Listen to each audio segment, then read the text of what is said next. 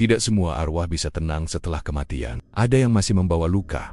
Luka yang bukan karena ajal, tapi karena pengkhianatan, penyiksaan, dan pelecehan. Selamat datang di Lorong Gaib, sebuah kanal yang mengupas kisah-kisah mistis, ritual terlarang, pesugihan mematikan, dan dendam yang tak terselesaikan. Dari sudut-sudut gelap Nusantara, malam ini kita akan membuka lembar kelam dari sebuah desa terpencil di Jawa Timur. Di balik sawah yang tampak tenang dan hutan kecil yang seolah tak berbahaya, tersimpan satu nama yang masih membuat warga enggan menyebutnya Naba. Naba bukan sekadar cerita seram, bukan pula sekadar arwah gentayangan. Ia adalah korban dari kebiadaban, seorang gadis desa polos yang diperkosa secara brutal oleh sekelompok pemuda berkuasa hanya karena dendam sang ayah pada keluarganya sendiri. Ia dipasung dalam rasa malu, tidak ada yang membelanya. Ketika hamil, Naba dikurung dan dipaksa melahirkan sendirian. Bayinya diambil. Ia dibuang ke hutan dan dinyatakan hilang. Namun, kehilangannya hanyalah awal dari teror panjang. Semenjak malam itu, satu persatu pelaku mengalami kematian mengenaskan. Ada yang ditemukan tergantung di kandang kambing. Ada yang tubuhnya hancur, bagai dilempar dari ketinggian. Dan yang paling mengerikan adalah suara tangisan perempuan yang menggema setiap malam Jumat Kliwon dari balik pohon besar di pinggir hutan. Warga menyebutnya Tanjisen Naba misteri. Tak berhenti di situ. Paranormal yang mencoba menenangkan arwahnya justru kesurupan dan mengungkap satu rahasia lain. Anak Naba masih hidup dan terikat perjanjian gelap. Apakah dendam ini murni karena sakit hati, ataukah ada pesugihan berdarah yang menjadi pemicunya? Malam ini, Lorong Gaib mengajak kalian menyusuri kisah tragis yang dipendam bumi, suara-suara dari alam lain yang belum sempat beristirahat, dan dendam yang tidak mengenal batas waktu. Jangan lupa subscribe, aktifkan lonceng, dan siapkan mental, karena setelah ini, kisah Naba akan masuk ke dalam mimpi kalian, dan mungkin saja mengetuk jendela kamar saat malam mulai senyap, karena tidak semua korban ingin dilupakan. Sebagian ingin dibalas. Pernahkah kalian mendengar tentang sebuah desa yang tak tercantum jelas di peta? Desa yang jalannya sempit, kanan kirinya hanya sawah dan ilalang, kadang sepi, kadang sunyi. Tapi yang paling terasa dari tempat itu adalah hawa dingin yang entah datang dari angin atau dari sesuatu yang tak kasat mata. Aku tak akan menyebutkan nama desanya, bukan karena ingin menyembunyikan kebenaran, tapi karena ada aturan tak tertulis yang dipercayai oleh penduduk di sana. Siapa yang membawa nama itu keluar desa, berarti siap menanggung kutukannya. Desa ini terletak di Jawa Timur. Sekilas, tak ada yang aneh. Rumah-rumah kayu berdiri berjajar, penduduknya ramah, dan suara ayam terdengar bersehet sahutan di pagi hari. Tapi semua itu hanya topeng, sutkli, sandiwara yang telah dimainkan selama puluhan tahun untuk menutupi satu peristiwa kelam yang sampai sekarang masih membekas dan belum selesai. Aku datang ke desa ini bukan karena iseng, bukan karena ingin memburu konten, tapi karena sebuah surat yang dikirim oleh seseorang bernama Mbah Sarto, seorang kakek tua yang katanya pernah menjadi dukun kampung. Isinya singkat. Jika kau ingin tahu bagaimana dendam bisa hidup lebih lama dari usia manusia, datanglah ke desa ini, tapi jangan bawa siapa-siapa. Dan jangan tanya soal Naba. Awalnya aku tak paham, siapa Naba, kenapa namanya seolah membawa beban. Tapi setelah menginjakan kaki di sana, semuanya mulai terasa janggal. Saat aku bertanya pada warga tentang hal biasa, sekalipun mereka menjawab dengan wajah tegang. Ada yang menolak bicara, ada pula yang menatap kosong seolah pikirannya terjebak di masa lalu. Namun satu hal yang membuat bulu kuduku berdiri. Setiap kali aku menyebut nama Naba, suasana langsung hening, bahkan burung pun berhenti berkicau. Angin mendadak berhenti berembus. Seorang ibu paruh baya menatapku tajam, lalu berkata pelan, "Mas, jangan sebut nama itu di sini. Dia bukan sekadar arwah, dia kutukan. Kami masih hidup karena kami diam. Jangan bikin kami ikut mati." Aku pikir itu hanya metafora. Sampai malam pertama aku menginap di rumah kosong dekat balai desa. Rumah itu katanya sudah tak ditempati sejak 10 tahun lalu. Tapi anehnya, masih ada bekas tikar, sisa dupa, dan foto seorang gadis muda terpajang di sudut ruangan. Di balik bingkai foto itu, tertulis nama samar. Dan malam itulah, aku mulai paham bahwa yang sedang kuhadapi bukan sekadar cerita rakyat atau mitos desa. Ada energi yang tertahan di sini. Sesuatu yang tidak ingin diungkap, tapi juga tidak bisa dibungkam. Kadang terdengar suara langkah kaki di atas atap, meski rumah itu hanya satu lantai. Kadang terdengar suara tangisan dari belakang dapur, tempat yang tak punya jendela dan hanya diterangi cahaya bulan. Besok paginya, aku menemui Mbah Sarto. Ia tinggal di gubuk kecil di pinggir kebun. Tubuhnya sudah ringkih, tapi matanya tajam, seolah menyimpan ribuan cerita yang tak pernah diceritakan. Ia menatapku, lalu bertanya tanpa basa-basi, "Semalam kamu dengar tangisnya?" Aku mengangguk. Ia tersenyum getir dan berkata, "Itulah sebabnya aku manggil kamu, biar ada yang cerita, biar dunia tahu kami semua bersalah." Dari sinilah cerita dimulai, tentang Naba, tentang dosa yang dilupakan, tentang dendam yang tak bisa mati. Desa ini yang katanya damai dan penuh tradisi ternyata menyimpan kebusukan di akar pohonnya. Bahkan tanahnya pun menolak melupakan. Setiap tahun pada bulan tertentu, warga akan melakukan upacara sunyi. Mereka menutup semua pintu. Tidak ada suara, tidak ada tawa, tidak ada cahaya, karena mereka percaya jika malam itu dilanggar, maka arwah yang masih bergentayangan akan menampakkan dirinya. Banyak pendatang yang tak percaya dan mencoba menantang. Ada yang tertawa-tawa, ada yang merekam dengan kamera, dan ada yang bahkan menyebut nama itu dengan lantang. Tapi tak satu pun dari mereka yang kembali dengan utuh. Ada yang hilang ingatan, ada yang tubuhnya penuh luka tanpa sebab, dan ada yang meninggal dengan mata terbuka lebar, seolah melihat sesuatu yang terlalu mengerikan untuk dijelaskan. Aku mulai menyadari bahwa tempat ini hidup dengan dua wajah. Satu wajah penuh keramah tamahan, dan satu lagi, wajah dari masa lalu yang belum selesai. Wajah itu adalah milik seorang gadis bernama Naba, korban dari keserakahan, korban dari diamnya masyarakat, dan korban dari kejahatan yang dibungkus dalam adat. Dari semua desa yang pernah aku datangi, inilah satu-satunya tempat yang membuatku merasa bersalah. Hanya karena bernapas, seolah setiap napas yang kuhembuskan ikut mengusik roh yang masih tersiksa. Seolah langkah kakiku menginjak tanah yang belum memaafkan. Jadi kalau kalian mendengar suara tangisan di hutan, atau melihat bayangan perempuan berjalan dengan perut berdarah, jangan panggil namanya, jangan tantang dia, karena bisa jadi yang kalian panggil bukan hanya arwah, tapi dendam yang menunggu sejak lama untuk dibuka kembali. Namanya Naba, bukan nama lengkap, hanya panggilan, nama yang dulu sering disebut warga dengan hangat. Seorang gadis muda yang sederhana, mungkin terlalu sederhana untuk dunia sekejam ini.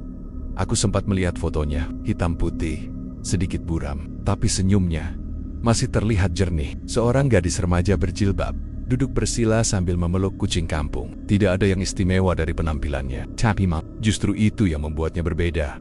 Naba adalah anak semata wayang dari pasangan petani tua. Ayahnya bekerja di sawah milik juragan tanah. Ibunya sesekali membantu menjahit pakaian warga. Mereka bukan keluarga terpandang, bahkan bisa dibilang hidup pas-pasan. Tapi dari cerita orang-orang tua di desa itu, keluarga Naba dikenal jujur dan menolak ikut dalam permainan uang gelap yang dulu sempat merajalela. Dan seperti kisah kelam yang sering terjadi di desa kecil, kejujuran seringkali dianggap ancaman, terutama bagi mereka yang hidup dari kebohongan. Ketika usianya menginjak 17 tahun, Naba mulai menarik perhatian, bukan karena tampil mencolok, tapi karena keteguhan dan kesopanannya. Ia sering membantu di musala, aktif dalam pengajian ibu-ibu, dan tanpa ia sadari, menjadi simbol kecil dari harapan yang bersih. Namun, rupanya, cahaya itu terlalu silau bagi orang-orang yang hidup dalam bayang-bayang dosa. Cerita ini mulai gelap di satu malam, saat Naba pulang dari musala. Jalan setapak yang biasa ia lalui mendadak sunyi, tak ada obor menyala, dan tidak ada suara jangkrik seperti biasa. Yang terdengar hanyalah langkah kaki di belakangnya. Ia menoleh, tapi tak melihat siapa-siapa.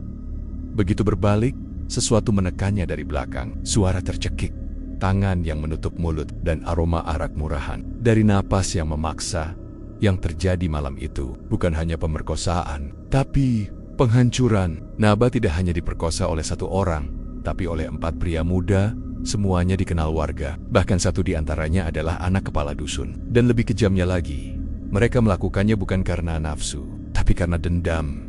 Rupanya ayah Naba dulu pernah melaporkan praktik kotor pemalsuan surat tanah oleh para juragan desa. Meski laporan itu tak pernah sampai ke tangan berwenang, rasa sakit hati itu tetap tertanam. Dan anaknya, Naba, menjadi pelampiasan dari dosa yang tak bisa diadili secara hukum. Setelah peristiwa itu, Naba pulang dalam keadaan compang-camping. Ibunya menangis histeris, tapi sang ayah hanya terdiam. Bukan karena tak peduli, tapi karena ia tahu melawan berarti bunuh diri. Maka mereka sepakat diam, luka ditutup, aib disembunyikan, tapi tubuh tidak bisa dibohongi. Beberapa bulan kemudian, perut Naba mulai membesar. Ia hamil. Inilah titik ketika keluarga itu benar-benar remuk. Tetangga mulai berbisik-bisik. Ada yang menghina, ada yang mengusir. Ada pula yang menyebar fitnah bahwa Naba gatel dan menggoda para pemuda desa. Nama baik keluarga itu hancur. Alih-alih dibawa ke dokter atau bidan, Naba dikurung di dapur belakang, sebuah ruang sempit tanpa jendela, hanya diberi makanan sekali sehari, dan dilarang keluar rumah. Ibu Naba menangis setiap malam, tapi tak bisa berbuat banyak. Ia takut. Ayah Naba sudah tak bisa berpikir jernih. Semua sibuk menyelamatkan Nama, dan lupa bahwa di dalam rumah itu ada seorang anak perempuan yang sedang mati pelen-pelen. Bulan ke-9 Naba melahirkan, sendirian, tanpa bantuan siapapun. Bayinya lahir dalam tangis, tapi hanya sebentar, sebab segera setelah menangis, bayi itu diambil. Ayahnya membawa bayi itu keluar rumah, dan tidak pernah kembali dengan membawa apapun. Tak ada makam, tak ada peti, tak ada penjelasan. Naba patah, jiwanya kosong. Ia duduk di sudut dapur selama berhari-hari. Matanya kosong, mulutnya tak lagi berbicara, tapi tubuhnya masih hidup. Dan ketika suatu malam ia menghilang, tak ada yang mencari. Sebagian bilang ia lari ke hutan, sebagian lain bilang ia bunuh diri dan mayatnya disembunyikan. Tapi satu hal yang pasti, setelah malam itu Naba tak pernah terlihat lagi sebagai manusia. Namun kisahnya tidak berhenti di sana. Justru setelah tubuhnya menghilang, kehadirannya mulai terasa lebih kuat dari sebelumnya. Bukan dalam bentuk manusia, tapi dalam bentuk dendam. Bayangkan seorang gadis muda, diperkosa, dikurung, dipisahkan dari anaknya, lalu dihilangkan dari dunia seolah tak pernah ada. Apakah arwah seperti itu bisa tenang? Apakah kalian pikir keadilan cukup hanya dengan diam? Tidak, dan itulah mengapa desa ini mulai dihantui oleh langkah-langkah yang tertunda, tangisan yang terputus, dan bayi yang menangis. Di tengah malam, dari arah dapur rumah kosong yang tak pernah lagi dibuka, ada luka yang bisa sembuh dengan waktu. Tapi ada pula luka yang justru semakin membusuk karena waktu itu sendiri. Luka yang tak dibiarkan bernapas. Luka yang disembunyikan, ditutup, dan dibiarkan menghitam dalam diam. Itulah yang terjadi pada Naba. Setelah malam kelam itu, malam saat 4 pemuda merenggut kehormatannya, hidup Naba berubah drastis. Tapi bukan ke arah penyembuhan, melainkan ke dalam jurang kehancuran yang lebih dalam dari sebelumnya. Ayah dan ibunya memutuskan untuk menutup aib, bukan demi Naba, tapi demi nama keluarga, demi bisa tetap diterima di masyarakat. Meski mereka sendiri tahu, masyarakat itulah yang membiarkan kejahatan itu terjadi, dan masyarakat diam. Semuanya pura-pura tak tahu. Tak ada satupun yang membela, karena para pelaku adalah anak dari orang-orang penting. Anak juragan tanah, anak perangkat desa, bahkan ada yang masih berkeluarga dengan tokoh agama di kampung. Ironi karena yang dibela bukan kebenaran, tapi kedudukan. Sementara Naba dijauhkan dari semua kehidupan. Ia tidak lagi ke musala, tidak lagi keluar rumah, bahkan tak boleh berbicara dengan tetangga. Hari-harinya dihabiskan di dapur belakang, ruangan sempit tanpa jendela, berdinding kayu lapuk dengan atap yang bocor. Kalau hujan turun, keluarga Naba memasang tirai gelap di pintu dapur itu. Mereka bilang ke tamu-tamu, dapur sedang direnovasi. Padahal di balik tirai itu, ada seorang gadis muda yang sedang menanggung beban lebih berat dari dunia dan waktu. Terus berjalan. Bulan pertama, tubuh Naba masih tampak normal, tapi matanya sudah mulai kosong. Ia jarang bicara, hanya menatap dinding dan terkadang menggigiti kukunya sendiri. Tidak menangis, karena air matanya sudah habis sejak malam itu.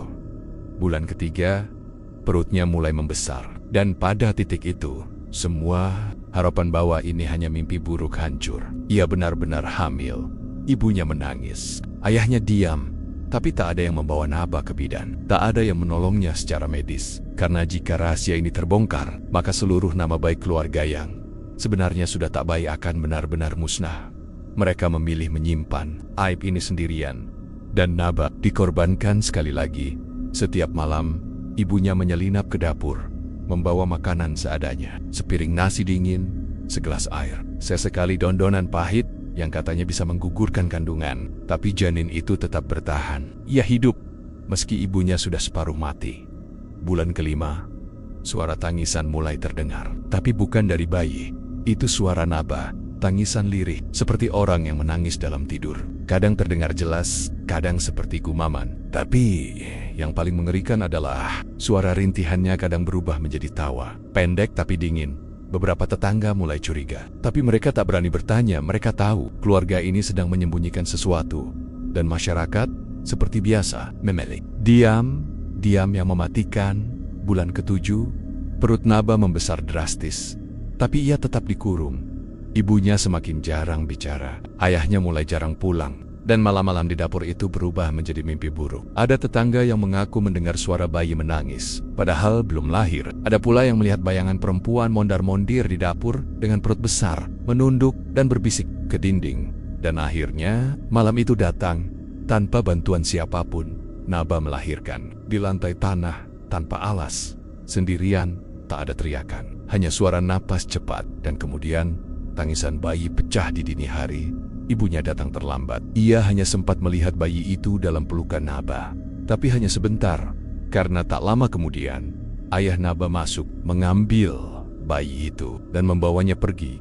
Naba tidak sempat memeluk anaknya, tidak sempat memberi nama, tidak sempat mengatakan apapun. Yang tersisa hanya bau darah sisa plasenta, dan jeritan sunyi yang menggema di dinding dapur. Bayinya hilang, dan sejak malam itu, Naba tidak lagi bicara, tidak menangis, tidak menatap. Ia hanya duduk, diam, seperti boneka rusak yang ditinggalkan. Di pojokan, beberapa hari kemudian Naba menghilang. Ibunya mengatakan, ia kabur. Ayahnya mengatakan mungkin bunuh diri, tapi tubuhnya tak pernah ditemukan. Tidak ada pencarian, tidak ada lapor ke polisi. Seolah semuanya lega, karena beban itu telah lenyap. Namun desa itu lupa satu hal. Kebenaran bisa disembunyikan, tapi luka yang tak diobati akan berubah menjadi dendam, dan dendam yang lahir dari rahim ketidakadilan tidak akan diam, tidak akan tenang, tidak akan pernah mati. Sejak malam kepergiannya, suara-suara mulai muncul. Tangisan bayi, langkah kaki. Suara perempuan menyebut satu nama berulang-ulang dari arah dapur kosong. Anakku, anakku, anakku. Waktu terus berjalan. Hari-hari di desa itu kembali seperti biasa. Orang-orang kembali ke sawah, ke ladang, ke musala, dan ke warung kopi. Seolah tidak pernah terjadi apa-apa. Seolah Naba tidak pernah ada. Seolah bayi itu tak pernah dilahirkan. Namun, bumi tak pernah lupa. Langit mencatat, dan roh yang teraniaya hanya menunggu waktu untuk bangkit. Dan ketika waktu itu datang, desa ini tidak lagi sama. Peristiwa pertama terjadi 3 bulan setelah Naba menghilang. Seorang pemuda, sebut saja namanya Arif, ditemukan tergantung di pohon asam dekat sungai kecil di belakang desa. Yang aneh, tali gantungnya terikat dengan sangat rapi, seperti simpul tali layangan, bukan simpul tali tambang. Wajah Arif membiru, matanya terbuka lebar. Tapi yang membuat warga gemetar adalah lidahnya putus, seolah digigit sampai copot. Tibor, tubuhnya ada bekas tapak kaki kecil, seperti kaki anak-anak yang mengelilingi pohon. Warga geger. Tapi keluarga Arif menolak autopsi. Mereka bilang itu musibah, mungkin depresi, mungkin tergelincir dalam masalah. Padahal, Arif adalah pemuda paling sombong di desa. Salah satu dari 4 pelaku yang telah menghancurkan Naba. Belum sempat warga tenang. 3 minggu kemudian, korban kedua muncul. Namanya Johan. Dikenal suka berjudi, suka mabuk, dan sering menyiksa hewan. Ia ditemukan tewas di kandang kambing. Tubuhnya mencium tanah. Punggungnya penuh luka lebam, seperti dicambuk berkali-kali. Anehnya, kambing-kambing di sekitar jasadnya tidak ada yang bersuara, seolah takut atau sudah melihat sesuatu. Beberapa warga mendengar suara aneh malam sebelumnya. Tangisan perempuan, lalu suara kambing mengembik keras, lalu hening. Kematian Johan membuat warga mulai membicarakan satu nama yang sebelumnya dihindari. Naba. Jangan-jangan ini balasan. Arwahnya belum tenang. Dia balik lagi. Tapi, seperti biasa, suara-suara itu hanya berani berbisik. Tak ada yang benar-benar mau mengungkap kebenaran. Karena ketakutan bukan hanya pada arwah, tapi pada mereka yang masih hidup. Korban ketiga adalah Fajar, anak dari tokoh agama di kampung itu. Ia dikenal paling tenang, paling alim secara tampak. Tapi, diam-diam ia adalah dalang di balik semua kejadian terhadap Naba. Bahkan menurut cerita yang beredar, ia yang pertama kali menyentuh Naba di malam kejadian. Fajar ditemukan tergeletak di kamar mandi. Tubuhnya membiru, kuku tangannya mencakar dinding hingga patah. Tapi tidak ada air di kamar mandi itu. Lantainya kering, namun di sekujur tubuhnya ada lumpur basah dan bekas tangan kecil mencengkeram lehernya. Dokter desa menyebutnya gagal jantung mendadak. Tapi warga tahu ini bukan kematian biasa. Karena malam sebelum kematiannya, seorang anak kecil sempat berkata begini kepada ibunya. Bu, tadi ada tante berdarah yang lewat bawa bayi, terus masuk ke rumah Pak Fajar. Setelah Fajar mati, hujan turun terus selama 7 hari 7 malam. tanah becek, sungai meluap, dan suara-suara dari arah dapur kosong di rumah keluarga Naba mulai terdengar lebih jelas. Mana anakku, mana anakku? Korban terakhir adalah Reza. Ia adalah yang paling muda dan satu-satunya yang kabur keluar kota setelah kejadian. Ia pindah ke Surabaya, membuka usaha kecil, dan mencoba hidup normal. Tapi takdir sudah mengejarnya lebih dulu. Reza ditemukan tewas di kamar kos. Tubuhnya kaku dalam posisi duduk, tangan mencengkeram perutnya sendiri. Di dinding kamar, tertulis dengan darah, "Aku sudah melahirkan. Kau kembalikan anakku." Tidak ada sidik jari lain. Tidak ada tanda pembobolan. Tidak ada suara sebelumnya. Tapi salah satu tetangga kamar mengaku sempat mendengar suara bayi menangis keras. Padahal tidak ada bayi di seluruh lantai itu. Kematian Reza menjadi penutup dari 4 pelaku pemerkosa Naba. Tapi sayangnya, bukan akhir dari kutukan. Karena satu pertanyaan masih tersisa. Di mana anak itu? Dan siapa yang telah mengambilnya? Karena konon, malam sebelum Reza meninggal, ia sempat menelepon seseorang dan mengatakan, "Aku tahu siapa ayahnya. Aku tahu kemana anak itu dibawa, tapi sekarang dia sudah kembali." Kalimat yang tak pernah selesai. Telepon yang terputus. Dan roh Naba yang kini tak hanya mencari balas, tapi juga mencari darah dari dagingnya sendiri. Setelah keempat pelaku itu mati, warga mulai merasa lega. Mereka pikir semuanya sudah selesai. Dosa telah dibayar lunas, walau tidak lewat hukum, tapi lewat nyawa. Mereka pikir arwah Naba akan tenang, pergi, dan menghilang dari dunia ini. Tapi mereka salah, karena dendam yang menahun tak pernah pergi begitu saja. Apalagi dendam seorang ibu yang belum sempat memeluk anaknya. Apalagi dendam seorang gadis yang dihancurkan hidup-hidup dan dikubur dalam diam. Dan sejak malam kematian terakhir itu, hutan di pinggir desa mulai bersuara. Bukan suara daun jatuh, bukan suara angin, tapi suara tangisan. Tangisan perempuan, panjang, pelan, menusuk sampai ke tulang. Tangisan yang membuat anjing menggonggong tanpa sebab, bayi menangis tanpa henti, dan ayam enggan berkokok sampai pagi. Warga mulai takut, tapi seperti biasa, takut yang ditutupi dengan pura-pura sibuk. Tak ada yang berani membahasnya secara terang-terangan. Tapi semua tahu, sesuatu sedang kembali dari hutan. Hutan itu dulunya biasa saja, tempat warga mencari kayu rambut ternak, atau sekadar lewat saat memotong jalan ke kebun. Tapi sejak malam itu, tidak ada lagi yang berani masuk. Bahkan siang hari pun terasa aneh. Udara lebih dingin, suara jangkrik lenyap, dan ada aroma busuk yang sesekali muncul, seperti darah basi yang dicampur tanah basah. Seorang anak kecil pernah hilang di sana selama 2 jam. Saat ditemukan, ia tidak menangis, tidak juga bicara. Ia hanya menunjuk ke arah pohon besar dan berkata, "Tante berdarah duduk di sana." Gendong bayi, nangis terus. Ada pula seorang bapak yang nekat menebang kayu di pinggiran hutan karena butuh uang. Malamnya, ia mengamuk, matanya merah, tubuhnya seperti terbakar. Ia berteriak-teriak menyebut satu kalimat berulang kali. "Aku yang ambil bayinya. Aku, tapi jangan ikut aku. Jangan ikut aku." Besok paginya, ia ditemukan tewas gantung diri di kandang ayam. Satu persatu kejadian aneh muncul, seperti kabut tipis yang perlahan menelan desa. Ada ibu-ibu yang melihat perempuan berbaju putih berdiri di belakang rumahnya, menunduk, memegangi perut dengan darah menetes. Tapi saat dipanggil, hilang. Ada juga suara-suara yang menggema dari arah hutan setiap malam Jumat Kliwon. Suara perempuan melahirkan sakit, teriakan, jeritan panjang, lalu suara bayi menangis. Dan yang paling menyeramkan, suara langkah kaki kecil, seperti anak-anak berjalan, mengelilingi rumah warga yang pernah terlibat, menutupi peristiwa Naba. Salah satu warga, Pak Rono, pernah mengusulkan untuk memanggil ustaz dari luar desa. Tapi malam sebelum ustaz itu datang, atap rumah Pak Rono runtuh. Dan di tengah puing-puingnya, ada bekas darah segar yang tak bisa dijelaskan dari mana asalnya. Desa kembali sunyi. Tapi bukan sunyi damai, melainkan sunyi mencekam. Orang-orang tak lagi keluar malam. Tidak ada yang berani membuka pintu jika ada ketukan setelah jam 9. Karena, kabarnya, sosok perempuan dengan perut hancur akan berdiri di depan rumah, sambil berkata, "Tolong, carikan anakku." Semakin banyak kejadian aneh, semakin banyak pula warga yang mulai bicara. Beberapa orang tua mengaku pernah melihat bayangan Naba berjalan di pinggiran hutan, memanggil-manggil dengan suara serak, "Anakku, kamu di mana?" Tapi yang paling membuat bulu kuduk berdiri adalah satu kejadian yang dialami anak kepala dusun.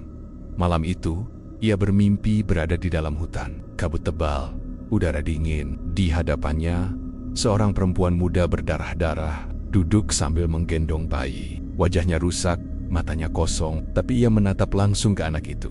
Lalu berkata, "Kalau bukan anakku, lalu ini anak siapa?" Pikicu bangan, anak itu demam tinggi, tubuhnya menggigil, dan setiap malam mengigau, menyebut satu kalimat, "Anaknya belum mati, dia masih di sini. Dia tumbuh di antara kita." Kalimat itu menjadi bahan perbincangan baru. Desas-desus mulai muncul. Apakah benar bayi Naba masih hidup? Jika iya, siapa yang menyembunyikannya? Siapa yang membesarkannya? Dan apakah arwah Naba datang hanya untuk balas dendam? Ataukah ia ingin anaknya kembali? Dengan cara apapun, sejak saat itu, hutan di pinggir desa tidak lagi sekadar tempat mencari kayu.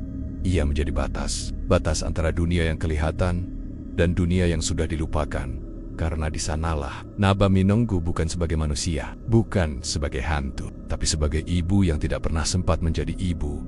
Dan sampai anaknya ditemukan, sampai semua kebenaran diangkat ke permukaan, ia tidak akan pernah pergi.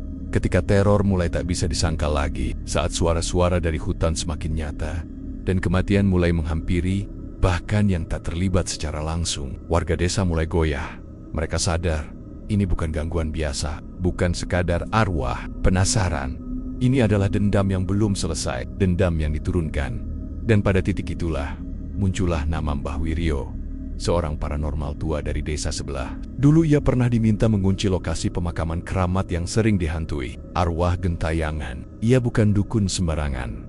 Ia tidak mencari popularitas. Bahkan ia menolak datang jika hanya diminta mengusir hantu. Namun ketika mendengar nama Naba disebut, Mbah Wiryo langsung terdiam, tatapannya kosong. Lalu pelan-pelan ia bertanya, "Kalian yakin sudah siap mendengar kebenarannya?" Mbah Wiryo datang malam hari. Ia membawa segenggam bunga kering, segelas air putih, dan sebuah cermin tua. Warga berkumpul di balai dusun. Meski sebagian besar tak berani mendekat, Mbah Wiryo meminta satu hal, jangan ada yang menyebut nama Naba selama ritual, karena menurutnya arwah itu sudah terlalu kuat dan hanya perlu sedikit pemicu untuk muncul sepenuhnya. Ritual dimulai tepat tengah malam. Lampu dimatikan, hanya lilin yang menyala. Mbah Wiryo duduk bersila, menghadap ke arah barat ke hutan tempat tangisan itu berasal. Ia menutup mata, mulutnya mulai berkomat kamit. Nafasnya naik turun cepat, seperti orang kesurupan. Tapi kemudian ia diam, lama, mencekam. Lalu, tanpa peringatan, ia menjerit keras. Suara yang keluar bukan lagi suara Mbah Wiryo, tapi suara perempuan muda. Serak, penuh amarah, dan penuh luka. "Anakku diambil, aku dikurung, aku dikutuk karena tidak bersalah. Kalian semua membiarkan aku mati pelan-pelan." Warga yang hadir langsung mundur. Beberapa menangis. Seorang perempuan pingsan, tapi Mbah Wiryo terus bicara. Atau lebih tepatnya, arwah Naba bicara melalui dirinya. Dan dari suara itu, satu fakta terungkap. Naba tidak bunuh diri. Ia dibunuh secara perlahan. Bukan dengan pisau atau racun, tapi dengan diam dan pengabaian. Ia melahirkan anak yang langsung diambil paksa. Anaknya tidak mati. Ia diberikan kepada seseorang, dan nama orang itu disebutkan dengan pelan oleh Mbah Wiryo. Anak dari orang yang paling dihormati di desa ini. Semua mata menatap kepala dusun. Wajahnya pucat. Ia gemetar. Tapi belum sempat Mbah Wiryo menyebut nama lengkapnya, tubuhnya ambruk. Ritual berhenti mendadak. Tapi meski terputus, satu hal telah menjadi jelas. Anak Naba masih hidup. Dan lebih dari itu, anak itu tumbuh besar, tanpa tahu siapa ibunya. Tanpa tahu bahwa darahnya terhubung pada kematian, pada pemerkosaan, pada kutukan. Malam itu, Mbah Wiryo tidak langsung sadar. Ia mengigau sepanjang malam, berkata hal-hal aneh, seperti darahnya gelap. Dia tumbuh dalam bayangan. Taek melanjutkan dendam, dia tak tahu siapa dirinya. Esok paginya, Mbah Wiryo memanggil salah satu warga tua dan berpesan, cari anak itu. Sebelum malam ke-40, kalau tidak, bukan hanya arwah ibunya yang datang, tapi kekuatan yang jauh, lebih besar. Sesuatu yang tumbuh dari dendam dan akan lahir lewat tubuh anak itu sendiri. Warga mulai panik. Mereka mencoba mengingat siapa saja anak Kanok yang diadopsi, atau tidak jelas asal-usulnya. Tapi semuanya membisu, karena mereka sadar, selama ini mereka menutup mata. Mereka tahu, tapi memilih diam. Yang lebih mengerikan, beberapa warga mulai bermimpi didatangi oleh Naba. Tapi bukan Naba seperti dulu. Sosok yang datang adalah Naba dengan wajah separuh hancur, membawa bayi yang tubuhnya dibalut kain putih basah darah. Dan setiap kali muncul dalam mimpi, ia berkata, Kalian tahu di mana anakku. Kalian sembunyikan dia dari aku. Aku akan mencarinya sendiri. Paranormal lain menolak datang ke desa setelah mendengar apa yang terjadi pada Mbah Wiryo. Bahkan seorang ustaz yang diminta datang hilang kontak sehari sebelum jadwalnya tiba. Kendaraannya ditemukan terbengkalai di tepi jalan hutan. Mesinnya hidup, tapi tidak ada siapa-siapa di dalam. Sejak malam ritual itu, teror makin intens. Suara bayi bukan lagi muncul hanya di hutan, tapi berpindah-pindah dari rumah ke rumah. Setiap rumah yang pernah menyembunyikan bagian dari cerita ini akan didatangi. Kadang hanya suara, kadang hanya bayangan, tapi kadang penampakan utuh dan satu kalimat terus terdengar dari mulut. Arwah yang gentayangan itu, aku tidak akan pergi sampai dia memanggilku ibu. Dulu, waktu pertama kali aku dengar cerita ini, aku berpikir bahwa semuanya berhenti di Naba.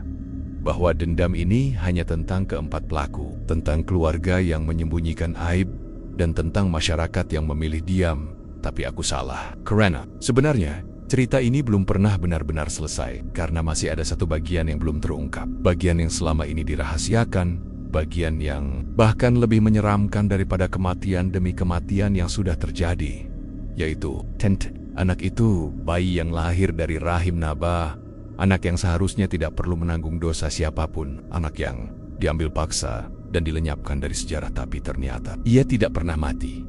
Menurut keterangan beberapa warga tua yang akhirnya mulai bicara, malam setelah Naba melahirkan, bayi itu dibungkus kain tipis dan dibawa keluar oleh ayah Naba sendiri. Tapi sang ayah tidak membuang bayi itu, tidak juga membunuhnya.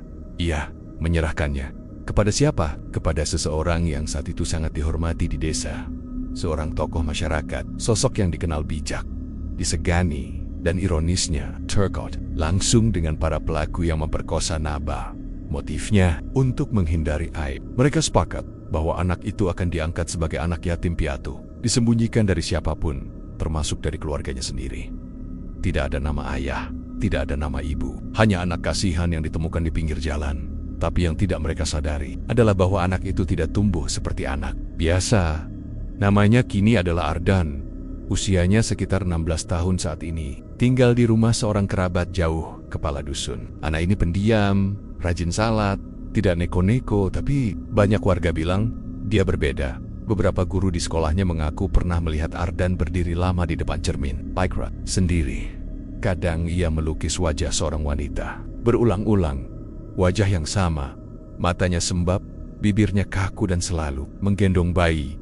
Pernah juga suatu malam, tetangga melihat Ardan berdiri sendirian di halaman rumah menatap ke arah hutan tanpa berkedip selama lebih dari 1 jam. Saat ditanya, dia hanya menjawab, "Di sana ada yang manggil saya, Pak."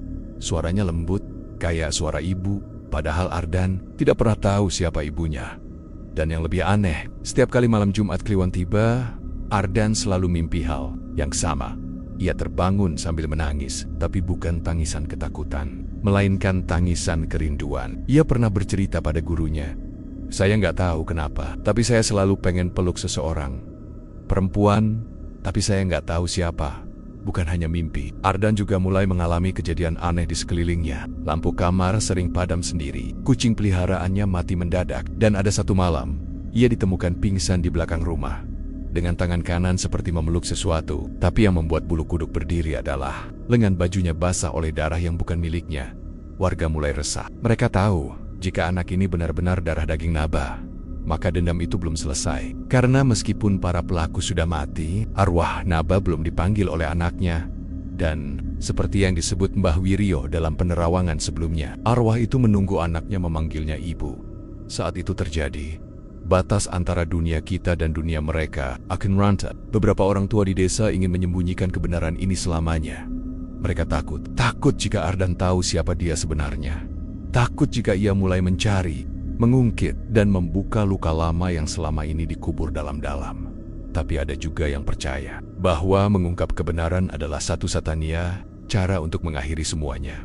Seseorang yang tidak ingin disebut namanya akhirnya menemui Ardan dan memberikan sepucuk surat. Surat itu ditulis oleh ibu kandungnya, Naba. Entah bagaimana surat, it's a bisa Ada. Tapi di dalamnya tertulis dengan jelas, "Jika kau membaca ini, berarti ibu sudah tidak ada. Tapi kau harus tahu, kau lahir bukan dari aib, bukan dari dosa, tapi dari tubuh yang dipaksa untuk diam. Jangan benci dirimu, nak. Kau bukan kutukan. Kau adalah bukti bahwa aku pernah berjuang. Jika suatu hari kau mendengar suara ibu memanggilmu, jangan, karena aku hanya ingin kau tahu. Aku ibumu, dan aku belum pernah sempat memelukmu. Ardan menangis, dan sejak malam itu, hal-hal aneh berhenti. Tidak ada lagi suara bayi menangis dari hutan. Tidak ada lagi bayangan perempuan di belakang rumah. Tidak ada lagi mimpi buruk karena malam itu, di kamar Ardan, terdengar satu kalimat lirih. Kalimat yang hanya keluar dari mulut Ardan sendiri.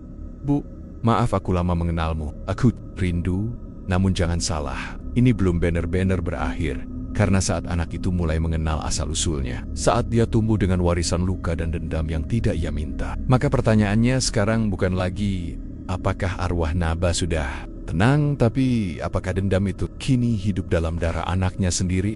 Setelah semua yang terjadi, kematian para pelaku, teror dari hutan, kesaksian paranormal, hingga pertemuan batin antara anak dan ibu yang tak sempat saling mengenal, pertanyaan terbesar akhirnya muncul ke permukaan. Apakah semua ini sudah berakhir? Atau justru baru saja dimulai? Malam saat Ardan memanggil ibu untuk pertama kalinya, seluruh desa seakan ditarik keluar dari mimpi buruk. Tangisan bayi tak lagi terdengar.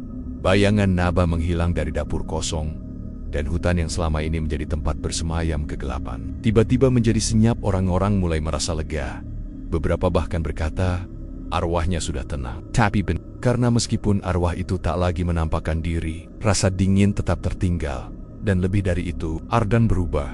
Ia tak lagi anak pendiam yang hanya bicara bila ditanya. Ia mulai bertanya banyak sekali tentang siapa ibunya, tentang siapa ayah biologisnya, tentang keempat nama laki-laki yang tak pernah dihukum-hukum, tapi dihukum oleh sesuatu yang tak terlihat.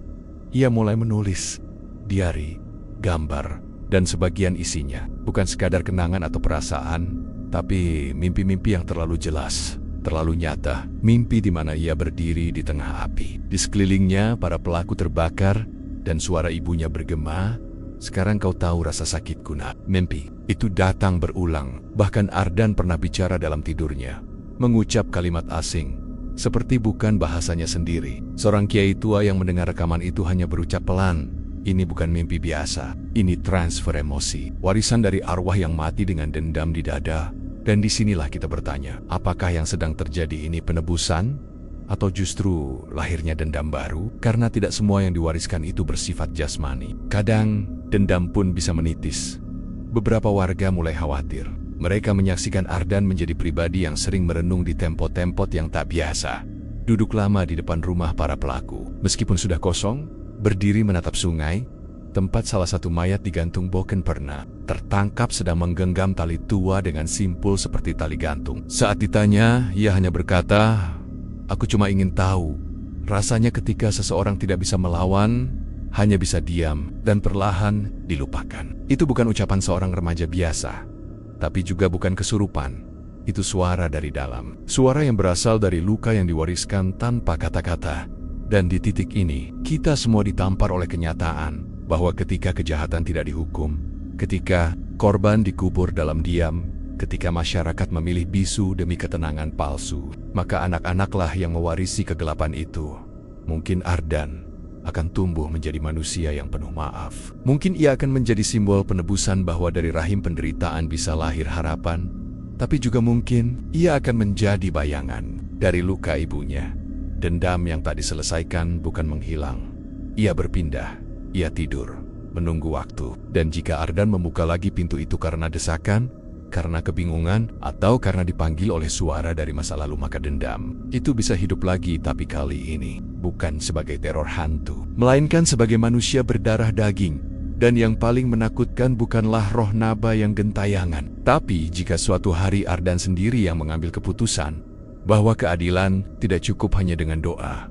Pertanyaannya bukan lagi apakah arwah Naba sudah tenang. Pertanyaannya adalah, sudahkah dosa itu ditebus? Atau hanya diteruskan dalam bentuk yang baru? Karena di dunia ini, tidak semua hantu berbentuk menyeramkan. Ada hantu yang lahir dari rahim ketidakadilan dan tumbuh menjadi manusia yang tidak tahu apakah ia akan menebus luka ibunya atau melanjutkan dendamnya.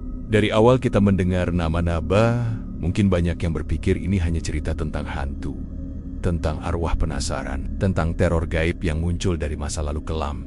Tapi kalau kau dengar dengan benar, kalau kau rasakan setiap kata, ini bukan sekadar kisah mistis. Ini adalah luka. Luka yang nyata, luka yang pernah dan masih terjadi, luka yang bukan berasal dari kutukan atau ritual, tapi dari kejahatan manusia, yang dibungkam oleh ketakutan, kekuasaan, dan kepura-puraan.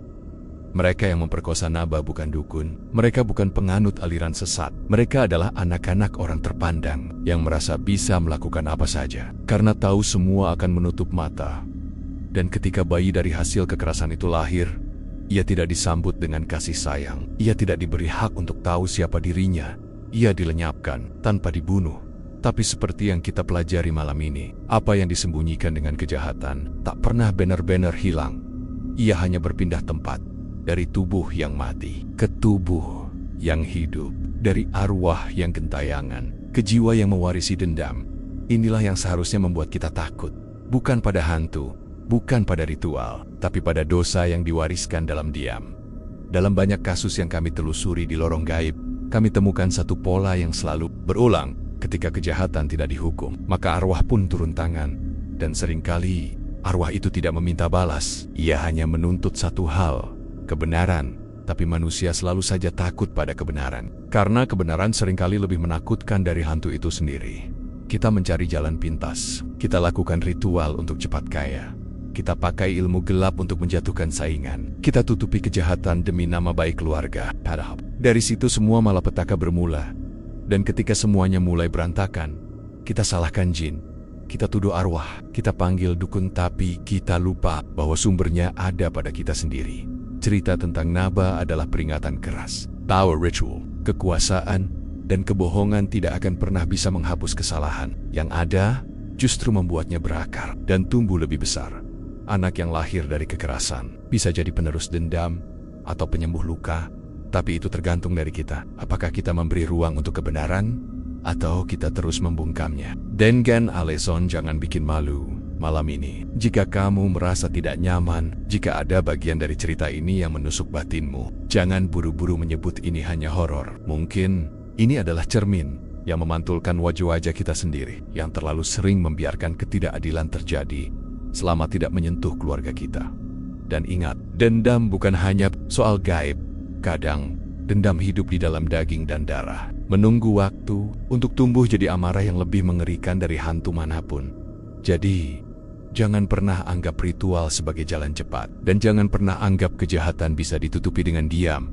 Karena apa yang kau tanam dalam gelap akan tumbuh dalam bayangan orang-orang yang hidup setelahmu. Sampai jumpa di kisah berikutnya, di lorong gaib, tempat di mana kegelapan bukan hanya berasal dari dunia lain, tapi juga dari hati manusia yang tak lagi mengenal batas antara benar dan salah.